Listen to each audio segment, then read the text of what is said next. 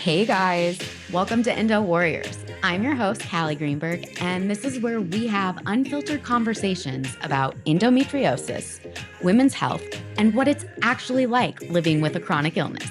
So grab your glass of wine and let's get into it.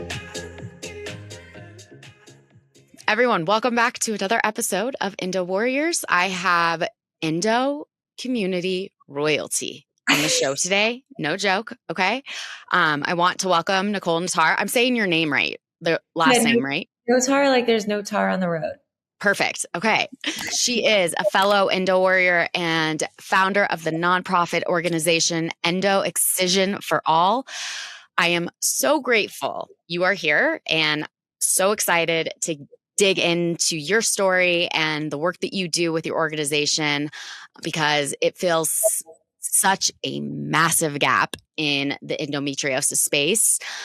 So before we get into everything, please, I would love for you to share a bit about your journey and how it kind of ultimately led to you founding your nonprofit. Yeah, thank you for having me. I'm so excited to talk to you. I've been excited about it all week. So I know, me too. Where do I begin? I always, every time I ask a question, I'm like, yes, summarize 20 years. I know. It's impossible. So take as long as you want. I'm still trying to figure out how to do that. Like the elevator pitch, the like 30. Yeah, I still don't have that down. I met somebody just like yesterday, just commuting back and forth. And we were just like chatting, like, oh, what's endometriosis? And I'm like, I need to figure out how to answer this in like a couple sentences. How do you though? Like, how do you do that? I was like going off too much, but yeah, I've struggled with endo for my whole life. I feel like since I'm almost 30, I started with symptoms as now that I know endo has a gastro component, probably since I was like 9 years old. So I got my first period at 11, but even as a kid, like summer camps and sleepaways, like sleepovers and stuff like that, I was never able to do them. Because I would always wake up in the middle of the night sick, and it wasn't like nerves from being away from home. It happened at home too. So that was just, I had tummy problems as a kid. That's what it was, taken as. And then I got my period at 11. That was not fun. But took Motrin, Tylenol, that stuff, stayed home from school. Sophomore year of high school is when it got really debilitating. So I was missing school constantly. I was truant for a little bit. I got all the accommodations I needed to still graduate on time. But all the accommodations were for anxiety and depression, not for endometriosis. Sure. Not for anything physical. It's all just anxiety, because if you're thinking of being in pain, you're going to be in pain is what I was told. So just stop thinking about it. That is actually something that I never was told. If you're thinking about pain or anxiety, that you're going to have anxiety. That's interesting. If you're going into class and you're fearful that you're going to have a stomach ache, you're going to give yourself a stomach ache. Okay. Or if you are due to get your period and you're worried about, being in gym class and getting really bad period pain and collapsing from it, obviously it's going to happen because you're thinking about it. Okay. That's what I was told. I would like to win the lottery. I am thinking about it. And so then it shall be. Exactly. Or I'm thinking about it. I want to feel better. So I'm just going to feel better. Yes. It should work both ways. But yeah, so that was IBS, anxiety, and depression. I was able to get through school because of those anxiety accommodations, put on every SSRI. So I was put on Zoloft first. I'm allergic to SSRIs. And then learned that after being on for like 2 weeks. Absolutely horrible experience. The one night, the last time, like when I stopped taking it the next day, but I felt like I woke up in the night, I felt like I was going to die. I told my parents to call an ambulance. I'm like, I'm dying. Something happened with I forgot because it was a decade ago, but serotonin and dopamine went the opposite way, something like that. So it was just a really bad reaction, but my heart was like, you could see it palpitating out of my chest. The room was completely spinning. My bed was soaked. Like it was like a swimming pool. I was sweating so badly. And I was passing out. Like every time I stood up, I was passing out, and I couldn't see anything. Everything was blurry. And then I came out of that, and they're like, okay, don't take Zoloft. A month later, they're like, we're going to put you on Lexapro. And then I Googled it. I'm like, cause I'm 17.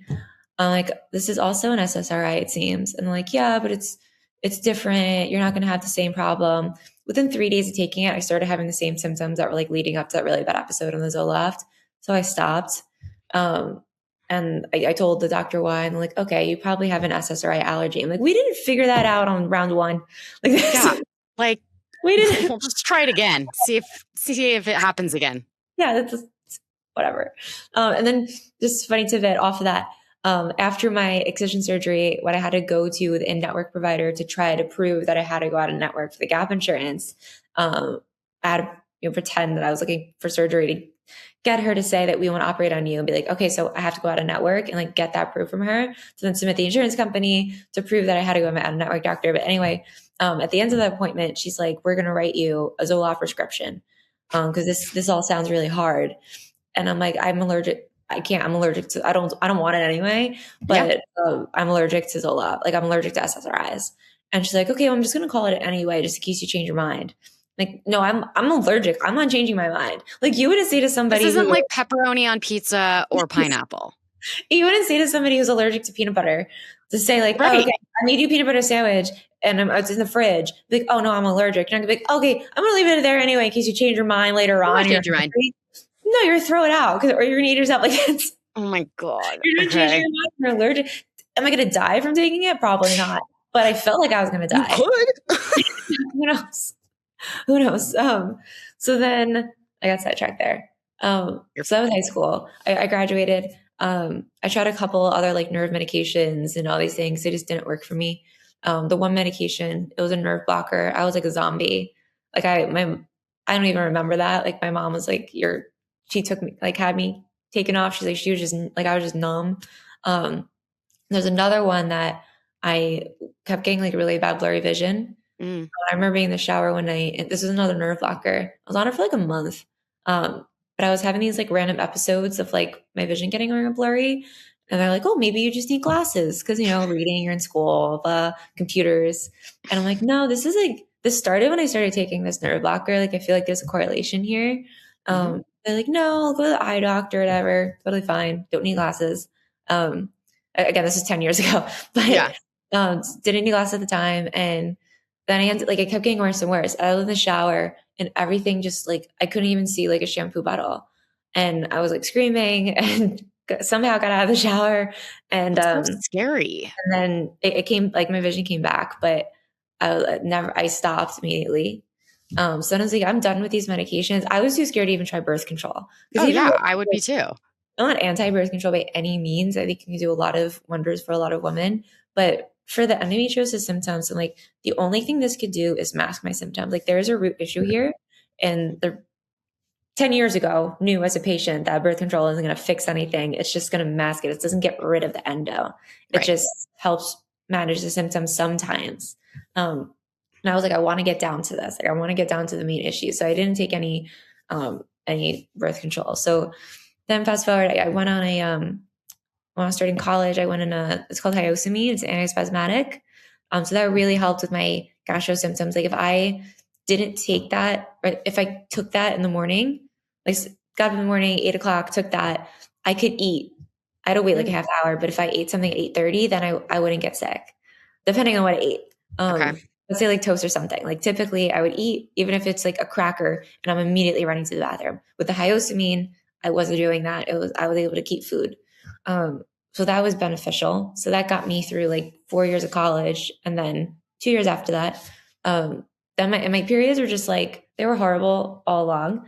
Like contraction level. I know I'm preaching to the choir here, but like contraction levels where I remember my mom would be like, you're practicing for childbirth. Like you literally, like the things that would help me when I was in like get my period and the pain would hit would be like Lamaze breathing. Yeah. And I remember the gynecologist actually told me to go to a Lamaze class and like learn how to do the breathing for when I got my periods. And I'm like, do other people have to do this? Like this is no, probably not. Like this is every month and I don't get the reward of a child at the end. Like this is not this. And also like how awkward to be like in a room with a bunch of women that are about to like have babies. And you're like, no, I'm just here because my cramps are a nightmare. Yeah. And they're like, really? Is it that bad? Like they don't believe it. So Lamaze all out, learn breathing techniques and use them. I don't know. Didn't really help, obviously, but I guess maybe better than not having them. But I just got used to my attacks. I knew how long they would last, know when they were fading away, TENS machine, Motrin, everything. And I just knew like all my employers knew, at this point I'm out of school, knew like if I knew leading up that I was going to be out or be able to work from home at least. And then that's what happened too. Like then I got a remote work job. I was able to, like, I had that flexibility. I could get my period and work from bed. I could be like, you know what, I'm still working, I'm online, but I can't take calls today. And it just like kept getting more and more inconvenient that we're working from home and being able to work from bed and being able to say, I can't take calls today. I still was having to take off work. And then it became taking off work like that for a day and then 2 days and then 3 days. And I was like, I can't live my freaking life like this anymore.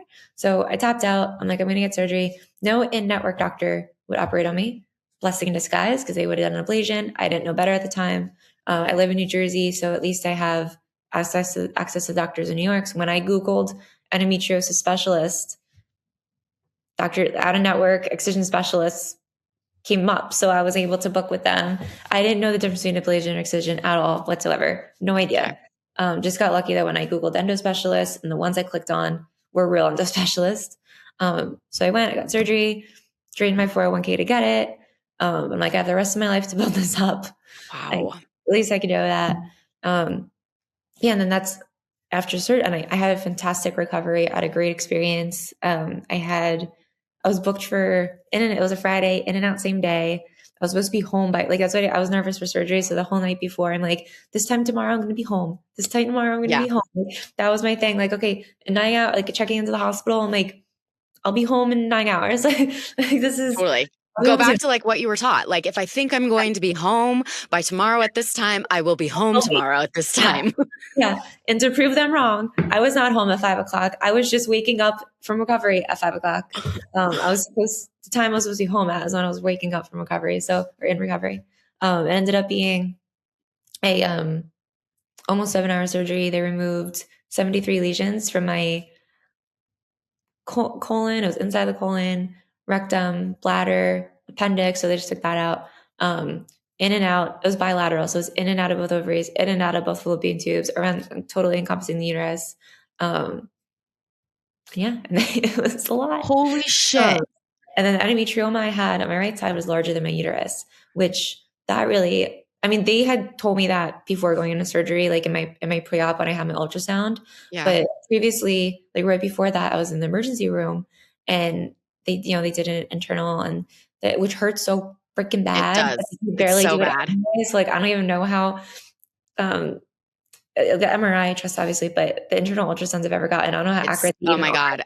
Because like so I have PTSD from they're this. usually like whipping it right out.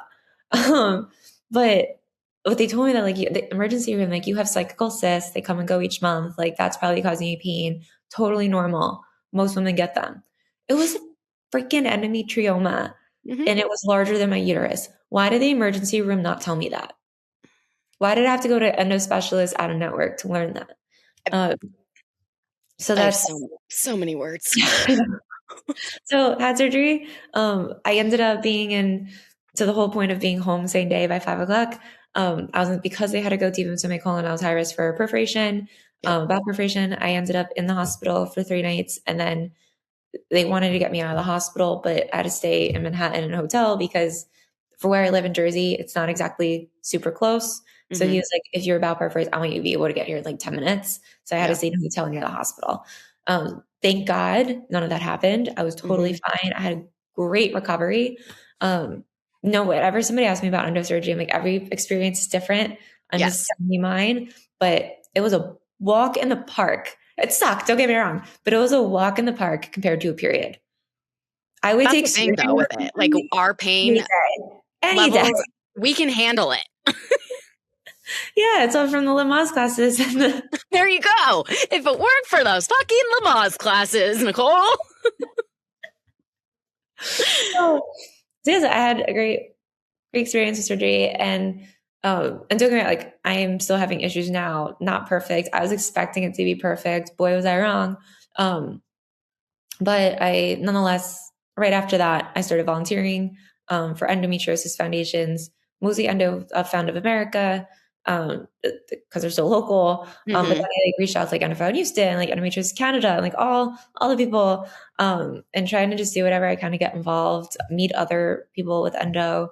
And that's when I learned about excision and ablation and like, why did I have to go to network and learn the reason why? And I noticed with all the foundations that I reached out to, phenomenal for advocacy and awareness and research and all the things that we so need. But in the meantime, and so many are working on the policy side as well. But that's going to take God only knows how long. So in the meantime, who is helping women get excision without having to drain their 401k, go into severe medical debt? I mean, in that Below the Belt documentary, the one girl, she had so many surgeries, so many botched surgeries. When she had finally had the opportunity to get excision, her father had to do a second mortgage on their home. And that movie was like, so if for anybody who hasn't seen it, please watch it and go to their website to watch it. It was, when I saw it, crying. Yeah, oh my God. I watched it right after surgery and I sent it to every single person, like my whole family. I'm like, please watch this so you understand. Like I think maybe one of them watched it, but I'm like, you need to understand, like, this is what it is. Such a great job with it. It's not a gyno thing. Like, it's your whole body. It's your whole life. Some people it's just gyno, not that's missing that, but majority of us is not. Right. Or like the really bad cases, it's not. It's whole body. The thoracic component, like all that. I mean, Jenna with the pulmonologists that are like, we don't know what's wrong with you. But nonetheless, figured out the reason why excision is the cost that it is with the reimbursement rates and started Endo Excision For All. It originally started as an Endo New York working group because like Connecticut has a working group. So we were trying to do, another patient and I were trying to do like a New York version of that. So I just made like a logo, website.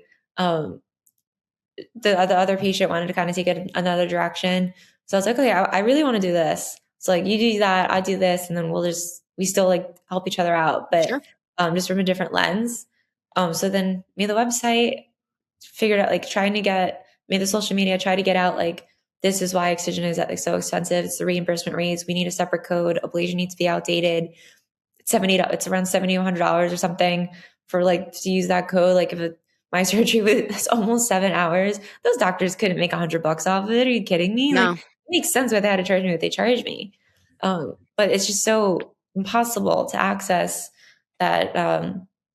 So Endo Excision For All, fundraise to help women pay for excision. Every single dollar goes to a surgery. The Zoom account, the Google account, I swallow it. Like literally if you're donating $100, that $100 is going to the patient. It doesn't go to any operations or anything like that. When it comes to the policy side, that was like a year ago. I met Sarah Austin, who's a big endo advocate. She introduced me to Liz Powell, who's head of the Women's Health Advocates group. She's a lot based in DC. I'm very lucky. She's kind of like took me under her wing, and we've draft policy for endo, and she edits it and approves it, and then she takes it and runs with it and makes the magic happen. So that's how we like teamwork there. So we're trying to get endo and adeno and ADA and FMLA. So you can go on disability for chronic migraine and gastro issues and like all the symptoms of endometriosis and adenomyosis. But when it comes to the actual like disease, like conditions, you can just list asthma. You can just list Crohn's. You can just list diabetes. You can list literally any of them. But you can't just list endo and adeno. It's not an option. So can somebody with endometriosis get disability for their symptoms? Yes, but they have to list their symptom and their doctor has to put it through like a chronic migraine perspective. But to have it be able to have the doctor just write endometriosis, it puts more knowledge into providers about endometriosis and adenomyosis, puts more pressure on CMS. Endometriosis and adenomyosis are actually recognized by ADA and FMLA, puts more pressure on CMS to change the whole coding system and up the reimbursement rates for excision. So that's what we're working on now. And then obviously the long fight that is never ending, it feels like, is the reimbursement, is getting a separate code for excision with a much higher reimbursement rate. The goal would be to have ablation completely outdated for what we deal with, but that's That's the longer wish. We just need Excision to have a higher reimbursement rate for now. I mean, your story is so relatable, not just to me, but to everybody that's likely listening and who follows you. And that's why when I found your organization, it just resonated so much with me. And I'm not going to assume that anyone listening doesn't know what the difference between ablation and excision surgery is. But in case there is somebody listening who is on their newly journey of endo, excision surgery is considered the gold standard, and it is when the lesions and masses or any endo that is found is completely removed, whereas ablation, it is just like fried off, that's burned off. And so even though they're no, yeah, because even though like okay, like I mean, you burn like, dry freeze. You can go to the dermatologist and dry freeze like a wart off, but we're not talking warts. Like the fact that that's even an option. And yes, it's very outdated. But even with the evidence that shows that excision surgery can provide a longer term relief and quality of life for people who have endo, it's still really difficult to access. And I didn't actually even know this until after I was diagnosed. Ablation wasn't even offered to me. It was straight excision, but I am fortunate enough that at the time I had surgery, or I mean, I had insurance that could cover it, but it's very difficult, I think, to understand or see where policy is coming from, why it wouldn't be coded as the same thing as a mastectomy. So when you started your organization, besides, I'm guessing that insurance is probably the biggest reason why you're seeing people come to you, but can you talk to me a little about like what other services your organization offers? Yeah, we help women pay for not just excision, but even like the consults. Finding with a lot of women, it's with a cost of some of these consults, like it's very uncomfortable to be like, okay, I'm going to go, but what if they don't think I need surgery? What if I don't feel comfortable with the surgeon? Whatever it may be. So we'll help with consults too. But any consult we've ever paid for, I'll go through a surgery with the surgeon. I've never seen the opposite. But that's just such a barrier too, because there's a cost to it and it's huge. But then once you actually talk to the surgeon and you're like, okay, no, this is how it's going to be dealt with. This person's listening to me. Then you usually feel comfortable going through. We work on the policy side. We do have like a mentorship aspect on our website. Most women do come, if somebody applies for help with surgery, we always get on a call and like talk through their journey, talk through the doctor, seeing if they're seeing the right provider, if they're actually seeing an excision specialist. So many times they're not. So it's having that conversation of, this is typically the red flags of a standard gyno that's going to do an ablation. A lot of them say they're doing excision and they're not. They might excise one or two and ablate the rest, but they don't tell you that. Yep. Which is so, I mean, that should be illegal. That should be malpractice. It's 100% needs to be malpractice. It's blatantly lying to the patient or omitting. Like it's, well, and then it doesn't go into their chart, right? So like they're, as a patient, thinking, okay, it's removed. And let me be very clear, which everybody, again, I'm assuming everybody on here already knows this, but in case you don't, when they say treatment for endometriosis, I want to emphasize that word treatment, okay? Because just because you have excision surgery, it does not mean that your endo doesn't still remain or you won't have symptoms. So a lot of the times, even having excision surgery as a gold standard is just a Band-Aid. And I am proof of that because total hysterectomy, don't have a uterus, don't have ovaries, but I still have endo flares and I still have endo on my bowel. So I just really want to emphasize to people, like, because I think the language that is used within healthcare and even general public when it comes to talking about endo is like, oh, well, they had surgery, so they no longer have endo. No, it is not a cure. Right now, endometriosis is not curable. I can't tell you how many people that have endo told me, like, I'd say like 40 plus majority, like have this mindset that I've experienced that are just like, oh, get it out. Just like when you're done, like when my symptoms started coming back, and they're like, oh, just get that thing out. Like you don't go through this again. Like your next surgery, just, or, wait till you want to have kids. And after you have kids, maybe have kids sooner. I'm in a long-term relationship. And I'm like, that doesn't mean I'm ready to have kids right now. Like, who are you to tell me that? But they're just like, get it out. Just get your uterus out. Like it was the best thing I ever did. Like that's okay. Great. What about the endo on my bowel and my bladder? Right. What's that going to do? What if it's somewhere else by now? It could grow kidney, liver, thoracic. And then you're talking the financial strain that takes, because if you can't even afford the first excision surgery, and let's say you end up going with ablation, I mean, again, it's a Band-Aid. So you're going to have multiple surgeries. And so, I can't imagine, and my heart goes out to every single woman out there who has had to deal with fighting and appealing insurance to get a surgery that there is evidence out there showing that it can help. So what you do and what you've created is literally your royalty. I bow down to you. Thank you. I'm serious. Like,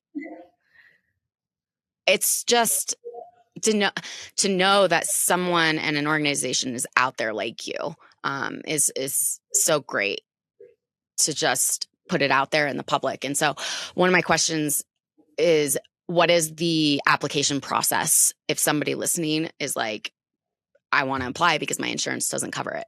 Yeah, you go on our website, endoexcisionforall.org. It's apply in the menu, name, phone number, email, all those things. Just giving your journey. I know it's hard to like type out your journey, but summarizes like basically your main symptoms, what's getting to the point that you need surgery. If you've consulted with a provider, if you have a surgeon in mind, or if you're just like, I don't know where to go, your financial standings, like what your household income is, if you're currently working, if you've been previously diagnosed with endo, if you have, was it surgically or just an assumption based off of ultrasound or symptoms. That's pretty much it. We hop on a call. And then we have had some applications of people who don't need the financial help and take advantage. So we do very in-depth. I tell patients all the time, it's like, not that I don't trust you, but like I need to. But you have to, because need to have like people who are just assholes and like take advantage of nonprofits. Yeah. So we do go through a very conclusive financial vetting process. But once that's cleared, we'll do what we can to fundraise as much as we possibly can for you. I find too, a lot of patients that we see is, they say it's $15,000. They don't need $15,000. They need 5, or they need 7, or like, it's not necessarily the whole 15. Some are. But a lot of times too, we start, because we are not a foundation that has $1 million just sitting in the bank account. I try to optimize how we're getting money around. So our first phase, I guess, is asking if they've done a GoFundMe account. So I have a GoFundMe account through as a 501c3. So we pay less fees. And then even though we pay, say we make the GoFundMe for somebody and they raise $5,000. I swallow the fees, and then they still get the $5,000. But we pay way less fees anyway than somebody if they were doing it on their own. Okay. On top of that, some patients social media has been so, yes, there's bad information out there. There's bad aspects of it 100%, but so helpful that we've had so many patients. We start the GoFundMe, they share it on, Facebook and Instagram, and they ask some of their family members to reshare it on Facebook, and they make $7,000 in their GoFundMe in 2 days. That's because amazing. Of family members, friends, people they used to babysit for, coworkers, old coworkers, their boss, their Lamaze class, their yoga instructor, all these people that, if you have 100 people giving you $50, even $10, it all adds up. So that's been great. Obviously, there's a lot of patients who they do that and it's zero. So then we go extra hard for them. But because we don't have $1 million, we can't just be like, here. That's phase 1, because if we can help you crowdsource some other people, that's great, because you're still getting it. And then we can better allocate. With our applications are way higher than what we can provide for. So we're really, really trying to up the fundraising aspect, but we've only been around for 1.5 years. So which is crazy, because That's nuts. Yes. Only? And the first year too, it's like, it's a lot of like admin stuff, getting everything set up, like legally becoming a 501c3, setting up the board, like the website, and getting the word out there, getting like, fundraising. If I can't just have a 501c3 for 2 weeks and people are like, oh yeah, we're going to donate 50 Right. grand. So I'm trying to like make us more solidified. So we've been getting a lot more higher donations lately, thank God, because we've been around for over a year now. But the first year, yeah, it just shows how needed this is, because within 3 weeks we were getting applications, but we were not getting funds. So that just showed, and that's when I thought of the GoFundMe thing. So two of those patients that I reached out did the GoFundMe, and they were able to get their surgery just based off of, all I did was create the GoFundMe. It was their friends and family that donated. But they never thought to do it themselves. Or a lot of people feel uncomfortable making it for themselves. But if we're making it for them, then they're sharing it. And that's a totally different thing. Like, it's so much less vulnerable. Instead of like, hey, I need this, please give me money. It's, this foundation's helping me, if you want to contribute, here it is. So is that primarily like how you right now are like getting funding is for the organization is through creating like GoFundMes for these patients, or like what other ways are you putting yourself out there to get donations? Yeah, we just developed a partnership with Our Daughters Foundation. So they're helping us close. Like, if we say we just had a patient who's a certain amount, we were able to contribute a certain amount. They helped us fill the gap. So then now she's getting her surgery in March. So we've been partnering with them, which is awesome. They're a 501c3 founded by an endo mom who also has adenomyosis. So probably endo, but she definitely has adeno. And she has 3 daughters with endometriosis. So they started this foundation called the Our Daughters Foundation, and they basically the donations they get, they then disperse to different endometriosis foundations. So they contribute to research, and they also contribute to us. They're amazing. So different partnerships like that. We have good relationships with endosurgeons. So if we're vetting somebody's financial stance, like, these surgeons do want to help people. They have to charge what they charge to keep their own lights on. But some surgeons have different relationships with different hospitals, and they have different, relationships with different insurance companies, and they can work with them a little bit better than others can. We have connections to those doctors. So we're able to put patients in touch with, we never force a doctor. It's at their own. We're just letting them know what's out there. But a lot of the surgeons that we collaborate with, they have better standings not better standings. They have better ways of negotiating with the insurance companies. With insurance companies, yeah. Saying that it's when it's medically not necessary. Some surgeons call, and the certain insurance companies listen, to the hospital listen, and some others don't, or they just don't have the office doing it. They're like, this is a stupid fight. Like, they don't want to deal with it. So do you guys like do outreach to surgeons who aren't working with you right now to bring them in and have them knowledgeable and ask for them to work with you? Yeah. So I'm always trying to build, because patients in like Wisconsin and Louisiana and Idaho, like, they're reaching out and they're like, do I go to California or New York? Like, and that adds a couple $1,000s in travel expenses. Sure. So trying to figure out, like, I'm constantly reaching out to these surgeons in different states to kind of build out. And we have a patient vetted excision surgeon directory on our website, but it's so small. I was going to mention that. And majority of it is New York and California. So, there are more excision surgeons out there. Definitely the top of the top are like California, New York, but there's still good ones out there that maybe you don't have to travel to one of the coast. So I'm trying to build that out. Obviously, I'm not going to put somebody on there who's not vetted. So try to have conversations with them, ask them all these questions, get on the phone with them. Getting on the phone with them is pretty difficult. But yeah, we try to also, a lot of times too, when patients reach out, like Utah and Colorado has some. So some patients that reach out and they're seeing these surgeons, and I go online, I try to vet them. I call the offices, I try to vet them. And then I'm like, okay, they're doing excision. I'm pretty confident they're doing excision. So then, they're on our vetted websites, but to get on the phone with them themselves is difficult, but still trying to do that. Some we do, some we don't.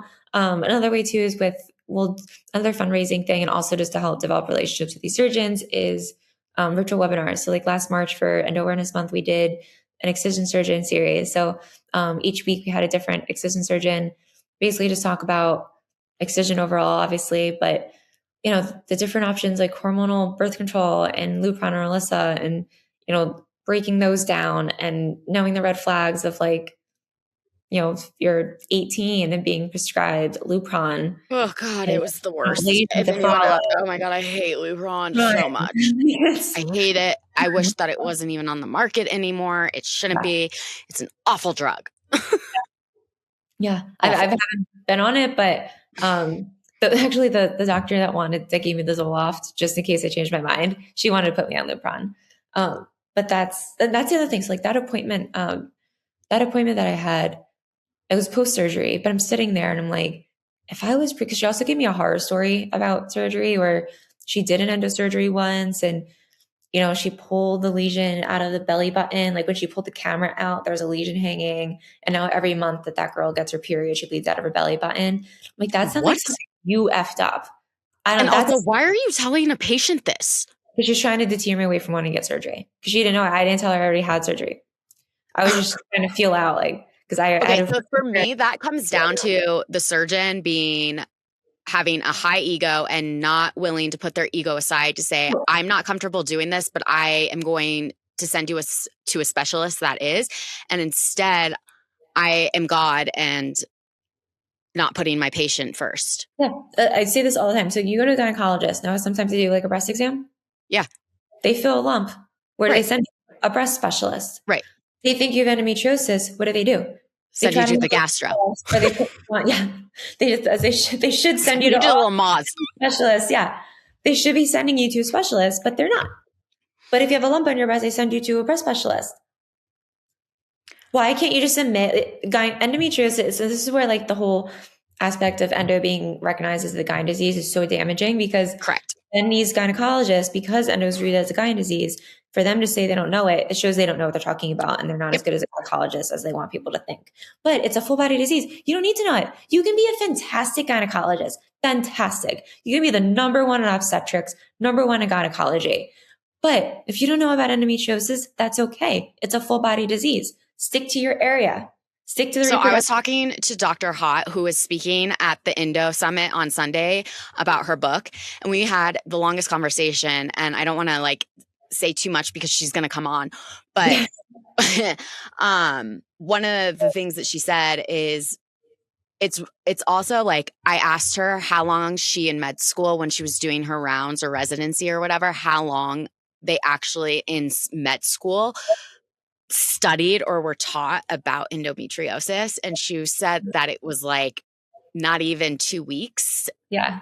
They talked about it. So it's one of her biggest things, and I agree, is we need to be educating these doctors. I'd have way more respect for a doctor, an OB that was like, I am not familiar with this. So I'm not going. We know you're not an idiot if you don't know about this. It's just not your specialty. Yeah, exactly. Like, why are we like pretending that just don't play God with patients' lives? So that's a whole nother other conversation with Dr. Hott. But if you're going to the Endo Summit, stick around for Sunday, because she is an incredible human being. But like, she really is leading the way of what real patient care looks like. Yeah. So I'm excited to have her on. But for your organization, do you guys do anything do you deal with insurances, or is it strictly like partnering with a doctor and then the doctor being willing to spend the time to talk with the patient's insurance? No, so we don't I'll help a patient through the process, but we're strictly to pay for their surgery and just make sure they're with the right doctors. Okay. Even when it comes to doctor relationships, like that's not like a mission necessarily on. It's just I want to be able to help women in different states access the right surgeons, so to be able to say like, oh yeah, you're with a good doctor or not, or find the ones that have better relationships with the insurance. But we don't actually get involved in those conversations, except December last month, patients that we funded were having surgery. This one girl this girl has so much of my heart. Like I just feel like that's the thing too with these patients is like going I through. know it becomes so personal. Yeah. I'm like, I feel like you're my best friend. But this one patient, she's the sweetest girl. She was in the middle of a 72-hour bowel prep, had to travel for surgery. The hospital called her. She was a 7:30 slot on, say, Tuesday morning. Monday at 6 p.m., gets a phone call from the hospital. She was in the doctor's office that morning for her pre-op and verified, I don't owe anything else, right? Like we paid everything, all the bills were done. I don't owe anything else, right? Like we're good. The hospital's in network. Yeah, you're good. You're good. 6 o'clock. So the doctor's office is closed. Gets a phone call from the hospital.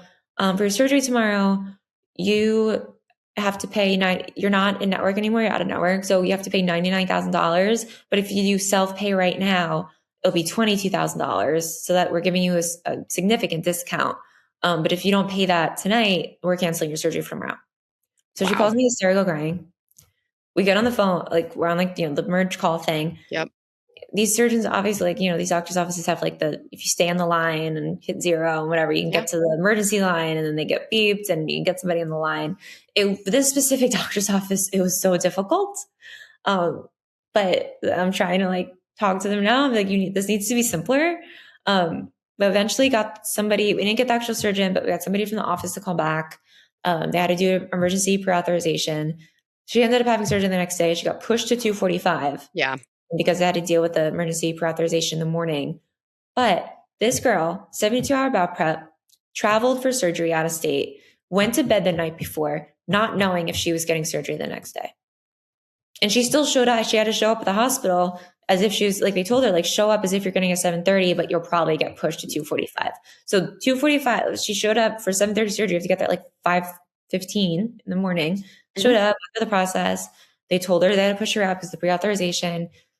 Luckily, they were able to take. She went and ended up being like 1:15 or something. But it's just like that distress, like that night. It happened to me for my total hysterectomy. I was a 7:30, and I didn't end up getting rolled back until like 3 or 4.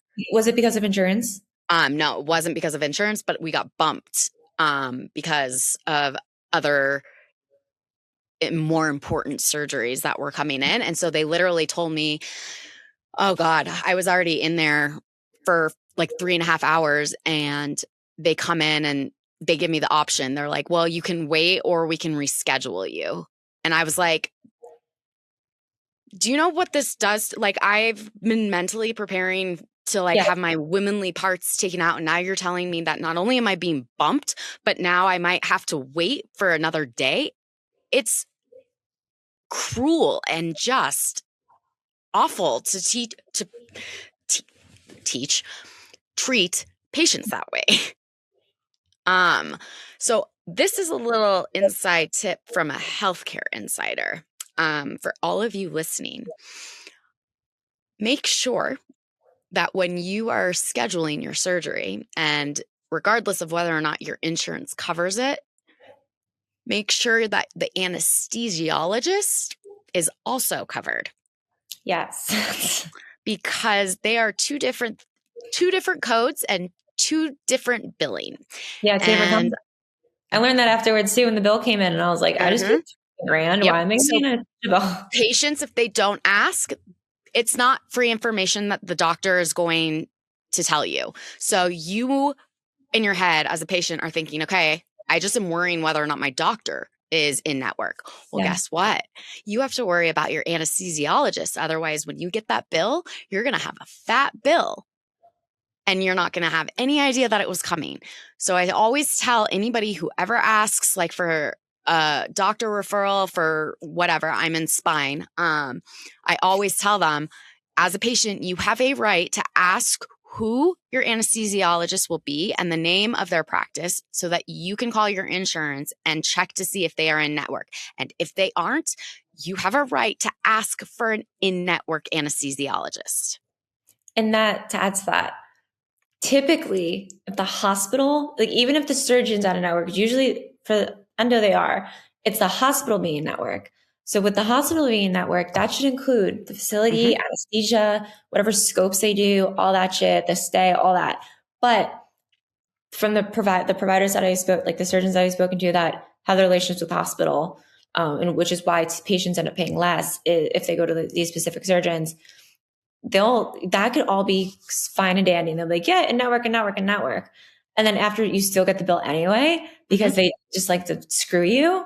Mm-hmm. And then there's also another side of it too, because if the surgeon has, let's say, a PA, which stands for physician assistant, they are typically included in that in-network.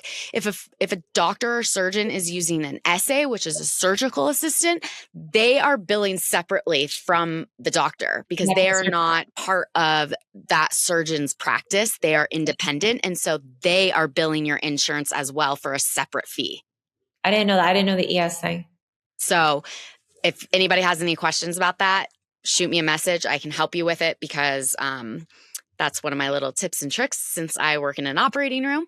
But I also wanted to talk on, because I think this is so important. You mentioned it earlier, but the policy side, and with Endometriosis Month, Awareness Month coming up in March, wanted to know what your organization or what other organizations you're working with and what they have planned. Yeah, we just to add on to the part before though, when it comes to the bills, even if you get all that squared away, and now we're going to, yes, and now we're going to anesthesiologist, and you get the bill anyway, just because you get a bill doesn't mean that you deserve it, and doesn't mean that you have to pay it. Correct. You call, you fight. All these hospitals, you can negotiate shit down. You can negotiate. I was collections because it doesn't count against medical debt, and then negotiate it down even further from there. I fell for it when I came back from surgery. When I came home from surgery, it's like they knew. Literally, it's like they knew when I walked in the house. It's like they were following me. And they'll email you, they'll text you now that everything's like EMR. Like, again, if you don't know, you don't know. But like, you can fight that. You don't have to pay it. You can negotiate. Yeah, that was my biggest learning. I learned the hard way, but I stayed 3 nights. That was a couple thousand. And they called me literally the second I walked in the house, and I'm like, I paid my out-of-network deductible. I was 20,000. I don't understand. And they're like, no, this is what the hospital told me, that the overnight stay isn't medical. It's viewed as like a hotel stay. So you can't, because they said, I'm like, I can't pay this right now. Like, how can I negotiate this with you? And I said, you can't negotiate it because it's like a hotel stay. So it's totally separate than standard medical bills that you can negotiate with the hospital. And I panicked, and they're like, but there was they took off like $1,600. Yes, it's a lot, but it was way higher. It was so much money. And I just panicked, and I'm like, okay, this is a better deal than that. Like, I'm like, so if I don't pay this right now, I'm going to have to pay that $1,600 extra down the line. And they're like, yeah, if you don't take this opportunity now, like you're going to have to pay the full bill later. So I panicked, and I just threw it on my credit card, because everything else is on my credit card too. Like, whatever. I go, what's an extra $12 grand? Yeah, what's another? Yeah. My credit score is already going to be shit probably. So I just tossed it on, and then I started joining all these support groups and things, and everybody is like, yo, why'd you do that? I'm like, I didn't know. Because you don't know, and they're not going to tell you the hospital. Like, no. I'm like, why would the hospital lie to me? Well, silly because me. Money.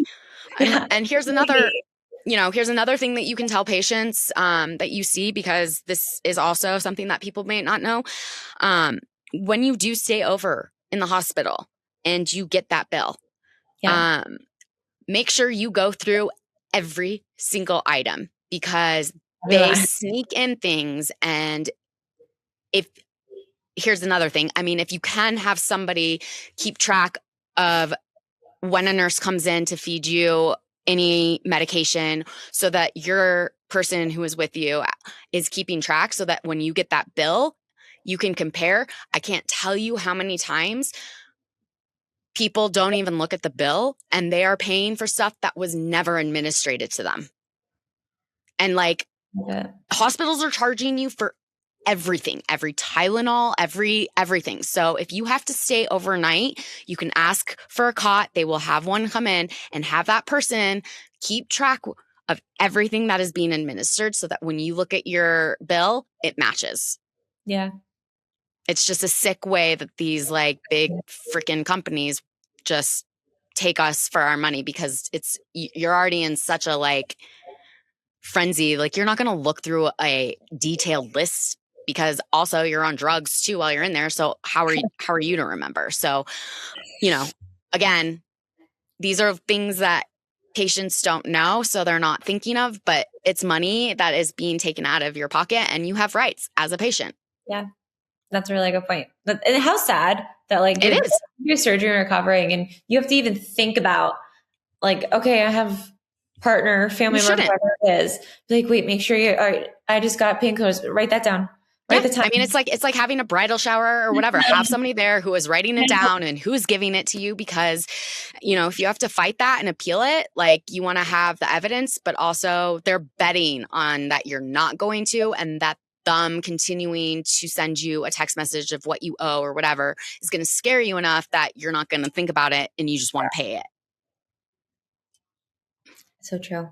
So, yeah. So real quick, I just want us to like touch on the policy. No, you're fine. No, these are all really important things. And I think that people need to know about them. Like, I hope that this helps even one person who's about to get surgery. But I do want to talk about the policy, because that's our main fight right now. So with the awareness month coming up, talk to me about what's going on.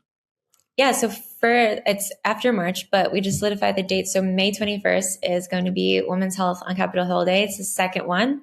Last year was the first one. It was amazing. It started, you can see the difference when you're having, like after having that day, you can feel the difference in awareness when having lobbying meetings throughout the year. There's a lot more awareness around women's health issues and how important it is. And with the politicians, like whether they care about it or not, they know it's important and they want to keep their voters. So to keep their voters happy, they realize that they have to start caring about women's health, which is amazing. So it's a step. So that's our first day. That's May 21st. And anyone can join, correct? Like if you want to fly to Washington, D.C., you can. Yeah, it's under Women's Health Advocates group. So you can go to their website to check it out, or reach out to me too. I'm more than happy to give you info on it. Typically this isn't like set in stone, but typically it's like a congressional briefing in the afternoon, and then we have lobbying meetings after that. And you get broken up by state. So when you sign up to join, like it's easy, like you have to sign up, you have to register, but anybody can register. And the reason why is because we need to know how many people are coming, so that when it comes to the Hill meetings, if you want to lobby, we can put you with your state. That's more impactful to have their constituents in the offices. So since you have done this before, if somebody out there is listening and wants to get involved on their state level, what is the first thing that they should do? Reach out to Women's Health Advocates, reach out to me. We work very closely with Women's Health Advocates. That's how we do our policy stuff. It's so easy. It's not like my background's marketing. I have no in business development. I have no policy background. And it's really like, we know the problem. So it's not like that's where working with Liz Powell helps, because she knows how to, use the verbiage and how to get, the formatting of the bills and things like that. But we know the problem and we know our solutions. It's just about getting it in front of the right people so that they can make it happen on the policy level. But yeah, it's just polite persistence. It's like going and saying the same thing over and over again. Right. We need this. We need this. Are you on board? Do you want to co-sign? Okay, great. Let's follow up in a couple months. Like, who else is going to co-sign? And it's like this long thing. It shouldn't be that long, but that's just the way it is. And it's polite persistence. All it is. Yeah. I'm going to get involved. If anybody out there is listening and you live in Colorado, reach out to me, because I am about to make some noise. And I will be there in Washington, D.C. I will be there at the summit. I'm so excited to meet you in person. I feel like I'm talking to royalty, and I will continue to say that, because you are, and what you do is so admirable. And thank you. I know I'm speaking for the rest of the community when we say thank you. If somebody wants to apply or get in touch with Nicole, how should they message you? Anyway, on our website, it's easier, because then I can get like more of your story through that way. There's an application, there's a mentorship application too. And the mentorship one is just like to sign up, and then we have a phone call and just talk. And our medical advisor is also on it, because I am a patient and don't have a medical background. But we have a medical advisor who is also a patient, Jamie Silva, you know her. She's our medical advisor. She's coming on. He comes on the calls as well, just to have that medical side. But she also has endometriosis and adenomyosis. But our website, our social media. A lot of people too, like already have GoFundMe's going and they're just like, can you just get that out there? And like, obviously if you have, an Amazon list of things that you need, you don't need help with surgery, but you need some things to help you with surgery or travel expenses, things like that. I'm trying to develop relationships with airlines. That's a whole, just like filling out forms and stuff, but there's a lot of airlines that have, like charity accounts and things like that. So we're actively working on that. It's just forms and waiting. But I'm hoping we can get that so we can help more with travel expenses. For March, actually, we are trying to do an Endo Hill Day. It's just about getting like a room and all that stuff. But we're trying to get an Endo Hill Day for March because that would be awesome. That would be incredible. See like endo just in big letters. Just huge and just like red and pink and just like in their faces and make every male, because they're all male, just feel so uncomfortable that we're like showing up and talking about like periods. Yeah. And just like having the question, what is that? I had a call the other day. Just, hey, do you know what endometriosis is? Can you give us a definition of what it is and what it does?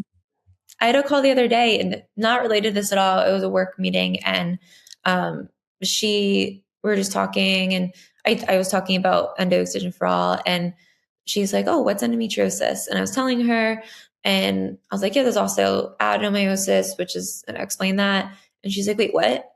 I'm like adenomyosis or adenomyosis. I don't know the way to say it, but, she's like, wait, she's like, I just had a hysterectomy. She's not to get too personal. I'm like, there's no TMI here. None. She just had a hysterectomy and it was in October and she had it for heavy bleeding and fibroids. She's older. She's like 55. So she's like, get it out. But it said adenomyosis on her pathology report. But when she went through her pathology report with her surgeon, with her provider, they didn't mention that. They just said, great, we got it out. No cancer or anything. Hopefully this helps with your heavy bleeding. They removed the fibroids too. And, you're good to go. But they never talked to her about having adenomyosis. Like, what? I mean, we could have 5 episodes, Nicole. Just listen, but don't talk about it. I mean, it's just like so many people that have had that. And I'm like, wait, what's that? Oh, I have that. My doctor didn't tell me about it, but I saw it on and then like she actually went back and like we were both home. So she went back and looked at her. She's like, wait, I have to know this. So she got her pathology report and she read it. She's like, yeah, ADENOMO. SIS. I mean, I think the majority of people, I don't know, again, do not quote me on this. This is just my own guess, but the high percentage of people who have endo have adenone. Adenone. I can't pronounce it either. It's like I don't speak English. I just say I don't know. I have an accent too. It's kind of embarrassing that I can't pronounce it, but I think that the majority, because I mean I had it, I didn't, but I didn't know that I had it until I read my chart either, because my sister was after I went through my journey. My sister was like, maybe I should get checked out because we found out that it is hereditary. And my mom and my sister both have it, but they are asymptomatic. And so had my sister not figured it out, but it was her surgeon who was in New York, and I won't mention his name, but he was the one that asked if in her consultation, if I had both or just one. And so that was when I found out. I was like, oh, I didn't even know that I had it until I read my own chart. It's insane. Yeah. So again, Nicole, thank you for being here. I could go on for hours. I know I could. I'm like so excited to meet you in person. I'm going to ask for your autograph. You're so funny. But everybody that's listening, if there is anything that you guys have questions on, any follow-up, please reach out to Nicole or I on Instagram. I am happy to help with anything if you have questions about what I mentioned, and I know Nicole is too. And just thank you so much, and keep fighting. Yes, power in numbers. Power in numbers. All right, guys, have a good one. Join me next week for an all-new episode. Bye. All right, guys, that is it for today's episode of Endo Warriors. Thank you so much for listening. And please don't forget to hit follow, leave a review so more Endo babes can find us. And tune in next time for a brand new episode. Bye.